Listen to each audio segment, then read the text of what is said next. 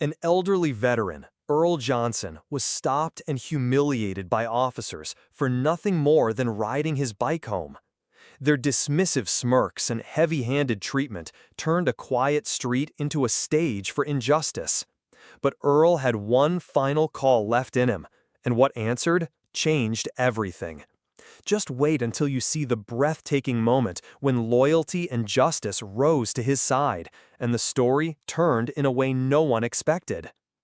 The morning sun spilled across Jefferson Street, lighting up rows of modest brick houses and quiet porches. At first glance, it was just another ordinary day. Down the street, Earl Johnson, 72 years old, pedaled slowly on a worn-out bicycle. The front basket rattled with grocery bags, bread, milk, a small pack of fruit. Earl's back was straight, his pace steady. On his shoulders hung an old camouflage jacket, faded from time, a reminder of years when he served overseas. For him, this ride was routine, a simple journey home after errands. For the neighbors, it was a familiar sight. Earl, the quiet veteran who still carried himself with dignity despite his age. But then the calm broke. Red and blue lights flashed behind him. A police cruiser swerved across the road, tires screeching. The sudden sound shattered the stillness of the street. Two officers stepped out quickly, voices sharp. "Hey, old man, off the bike," one commanded, his tone more like an order than a request. Earl slowed, confused, his brow furrowing. "Excuse me? I'm just riding home," he said, his voice quiet but firm. Instead of answering, the officers closed in, circling him as if he were a suspect. One asked for identification, another pressed with questions. Why was he here? Where was he going? The tone carried suspicion, not concern. Earl tried to steady his words. "This is my neighborhood. I've lived here for decades." But his explanation was ignored. One officer shoved the front of the bicycle. The metal clanged against the curb, groceries shaking loose.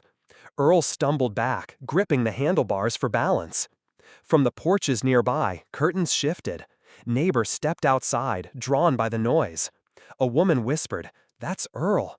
Another shook his head in disbelief, folding his arms as if bracing himself for what was coming.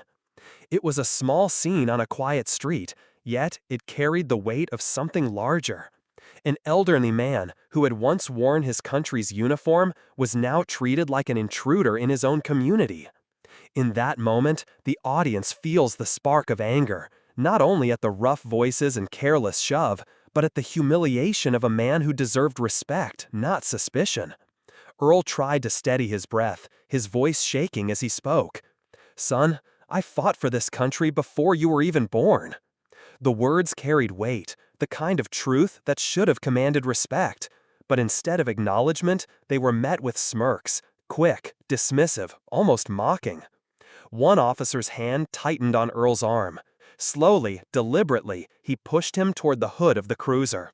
The metal surface was cold against Earl's jacket as his body leaned forward.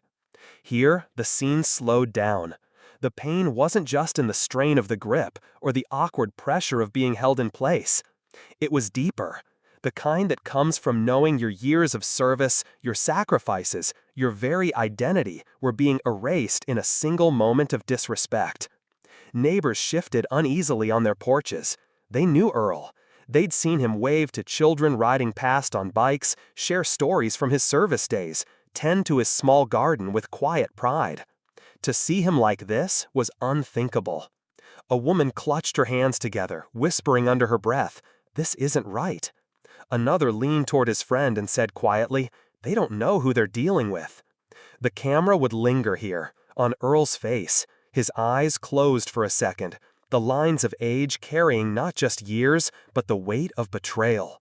A veteran, a grandfather, a neighbor, reduced to suspicion in the middle of the street. This was more than a confrontation. It was a wound to his dignity, and that wound cut deeper than anything else. One of the officers pressed the radio to his mouth, his voice casual, almost proud, as if he had just scored an accomplishment. "Yeah, we've got him, bringing him in." To the neighbors listening, those words cut deep. Got him? This was Earl Johnson, not a fugitive, but their neighbor, their veteran. Earl's own voice cracked, hoarse but defiant. "Call my unit! Tell them what you're doing to me!" The street fell silent for a moment. His plea echoed off the houses, sharp and trembling. And then a sound broke through. A low, steady rumble. At first, it seemed distant, like a storm rolling far away. But with every passing second, it grew louder, stronger, closer. The ground itself seemed to vibrate beneath their feet. Porch railings rattled, windows trembled. Neighbors leaned forward, eyes wide. "What is that?" someone whispered. And then, from around the corner, they appeared. A convoy of Humvees, engines roaring, filled the narrow street with sheer force. One after another, the vehicles lined up, their presence impossible to ignore. Doors swung open. 70 soldiers stepped out, their boots striking the pavement in perfect rhythm. The sound was thunderous, controlled, undeniable. Gasps rose from the crowd. For the first time that morning, the officers' confidence faltered. Their smirks disappeared. From the center of the formation, a figure moved forward, Captain Marcus Lee. Younger, but with the sharp posture of a man who had earned his rank. More than that, he had once served under Earl. His eyes locked on the officers. His voice cut through the air, calm but unshakable. Let him go, now. There was no question, no hesitation in his tone. It was an order, not a request. The officers froze.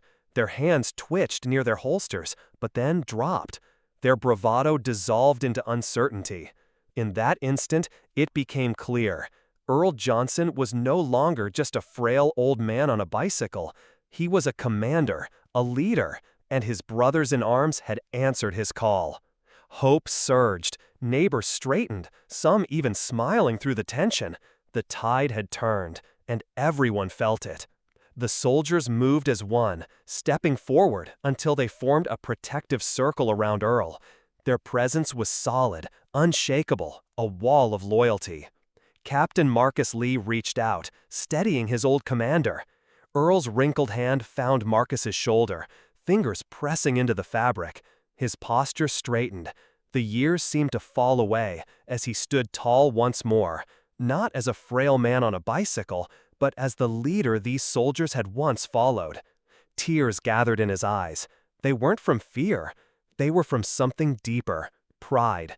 Pride in the men who had never forgotten him. Pride in the bond that could not be broken. The neighborhood erupted. Cheers rolled down the street, mixing with the sound of clapping hands and voices calling his name. Phones rose into the air, capturing a moment no one would ever forget. The two officers, once so confident, now stood pale and cornered. Their authority shrank under the weight of 70 unwavering stares. Step by step, they backed away, retreating into their cruiser, swallowed by the judgment of a community and the presence of an army that knew loyalty meant more than a badge. Earl lifted his chin, his voice clear and steady as it cut through the cheers. "You can try to take my dignity, but you'll never break the men I raised."